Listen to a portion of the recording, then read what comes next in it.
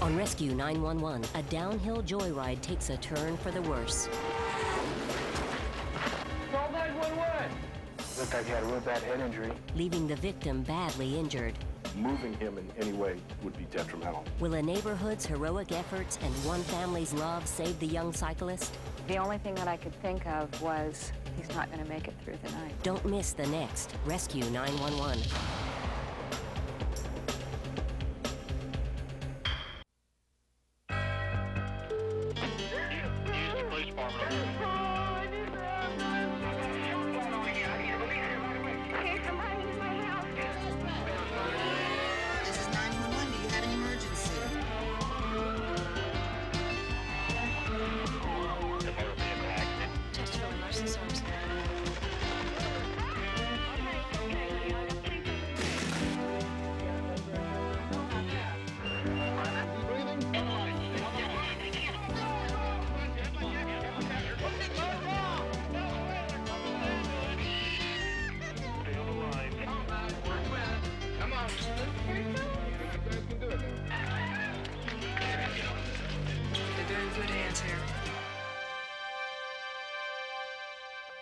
Some families are brought closer together by tragedy.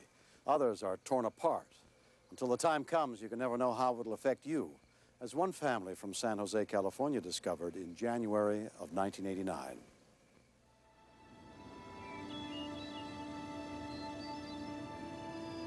High above the city of San Jose, Sierra Road winds through the hills.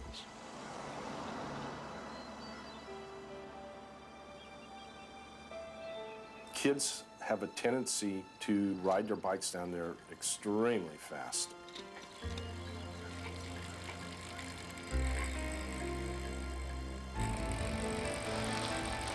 They like to reach the speeds going down 30, 40 miles an hour. When you're going that fast down the hill when you're on a bicycle that weighs only 5, 10 pounds, and a vehicle gets in front of you, there's just no way you're going to stop.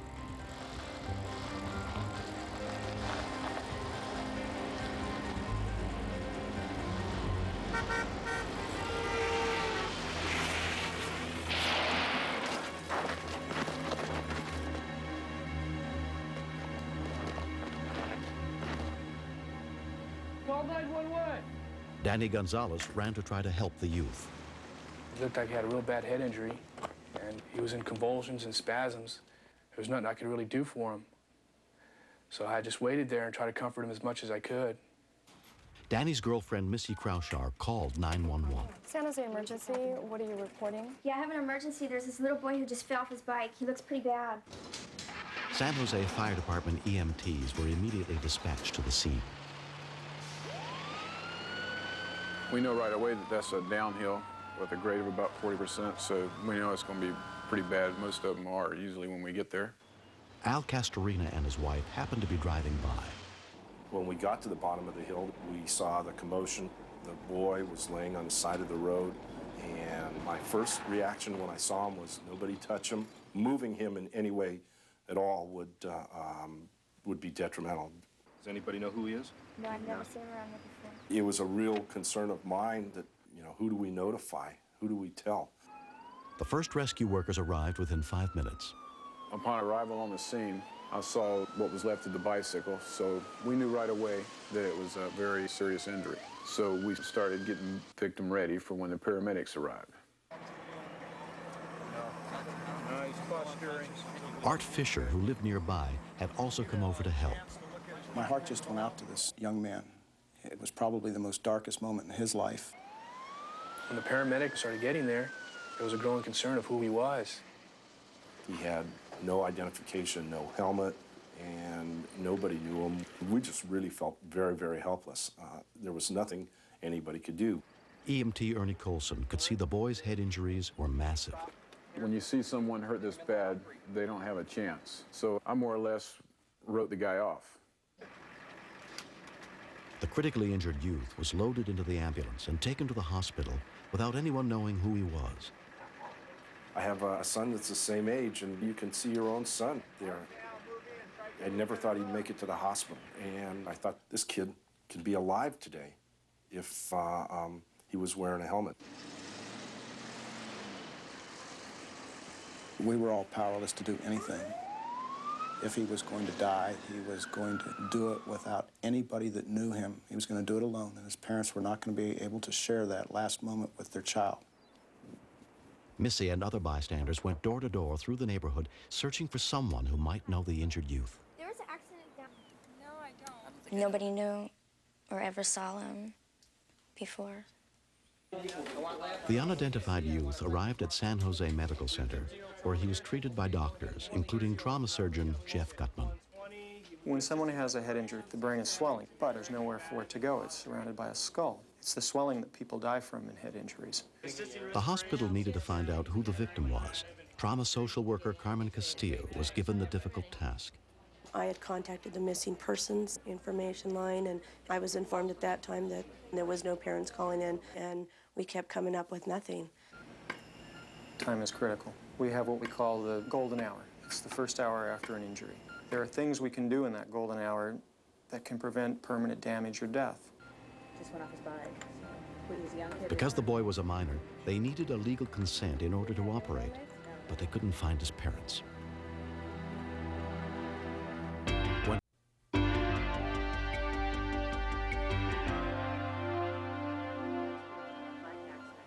When an unidentified youth suffered a serious head injury in a bicycle accident, his parents could not be located in time to give their consent for a critically needed operation.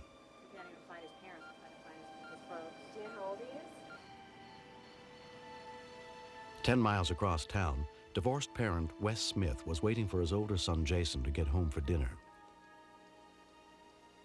He was always a very punctual son. Never stayed away from home when I didn't know where he was or when he would be back. And it was way too late. He should have been home, and he wasn't. We tried to sit down to eat, and I couldn't eat it. That terrible, terrible feeling that you get when you know something is wrong, but what? By this time, a doctor and a judge had signed consents, and the boy had undergone emergency surgery to help relieve the pressure on his brain. Hi, can you hear me? I'm gonna Missy and the others who called were told the doctors didn't know he would survive the coma without brain damage. I thought the police wouldn't take a report till he'd been gone for 72 hours, but just in the off chance that there was an accident involved somewhere, I thought I would call them. Hi, this is Wes Smith. I live here in San Jose. And the lady who responded started asking questions about him. Joel, they may have him. It's a gut-wrenching feeling I think that only a parent can feel. I just knew that it was him. And of course, I didn't even know how badly he was injured, or even if he was still alive. Carmen had been told by the police that a man would be coming by the hospital who might be the father of the unidentified boy. Mr. Smith?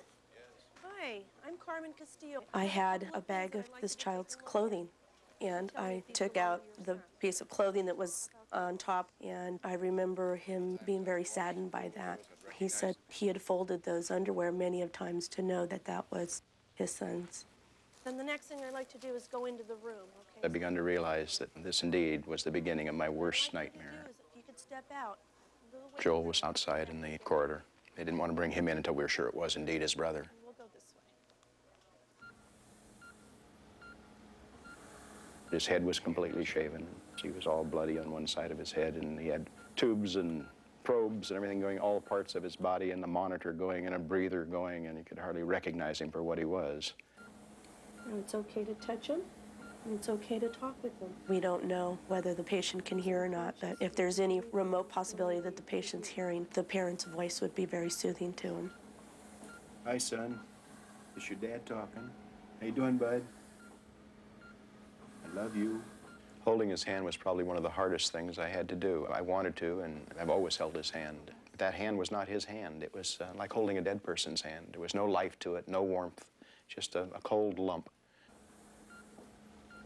We stood there looking at him for the longest time, and I was thinking, I wish I could have told him that I loved him more. I'll be here, buddy. I'm not going to leave you.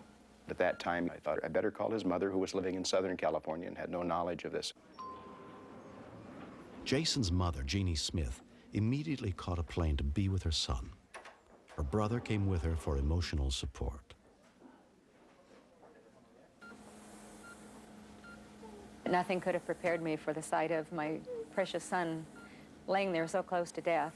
And the only thing that I could think of was he's not going to make it through the night.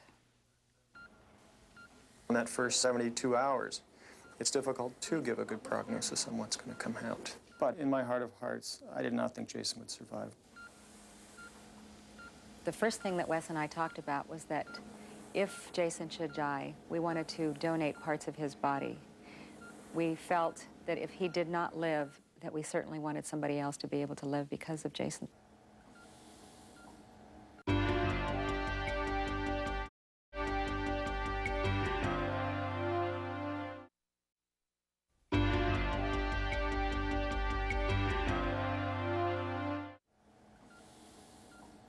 I didn't have any feeling that I could do anything at all for him other than to hold his hand and tell him that I loved him and stand by him. And we did that for night after night and day after day. Jason remained in a coma without any improvement for 8 days.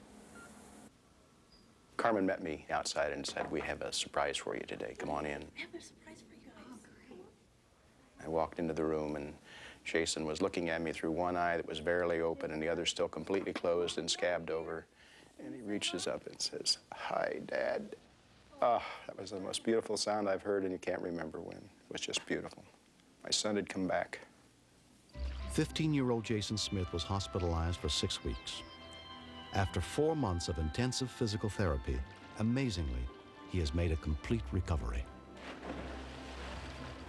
I was very surprised that strangers could care about me that much. They tended to me in my hour of need when I came to a Bouncing Buddy stop on Sierra Road, and I appreciate them for saving my life more than words could ever express. Since the accident, I have made a little card with my name, address, phone numbers of my parents, all information possible that would get me on safe ground as soon as possible. It was such a joy to this mom's heart to see our son returning to us again. And the more that we were together, the more I realized this is my place, to be with my husband, to be with my sons. After 8 years of separation, Wes and Jeannie Smith were remarried on November 17th, 1990. I was the one that brought up the subject. I didn't want to be without my family anymore, so I decided to take the big plunge and ask Wes if he was still interested in remarriage. And of course he was. Both boys really enjoy the fact that we are family once again. Joel just beams, and he'll shove us together. You know, give her a hug, Dad. What's this? You can't have it. Look at it. Oh, that's right. What I learned from this whole experience is that life is so precious. Your children are precious to you. You need to take every moment that you can and let them know how much you love them. There's never a night that we don't kiss and hug each other goodnight. There's never a morning we don't kiss and say hello in the morning. And this is the whole family, not just a part of it. That's it. Next.